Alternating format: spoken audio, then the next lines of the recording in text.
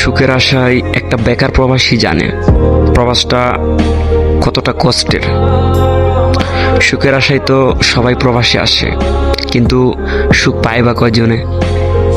একটা প্রবাসী তার ফ্যামিলির সুখ আনতে পারে, তার ফ্যামিলির জন্য নিজের জীবন বিসর্জন দিতে পারে, কিন্তু দিন শেষে প্রবাসটা তার জন্য কতটা সুখের সেটা শুধু একটা প্রবাসী জানে।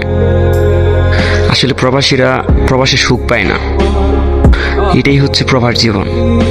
একটা প্রবাসী প্রত্যেকটা মানুষের সুখ আনতে পারলেও নিজের জন্য সুখ আনতে পারে না। নিজের সুখটা খুঁজতে খুঁজতে সারাটা জীবন চলে যায় তার, কিন্তু সুখ আর খুঁজে পায় না।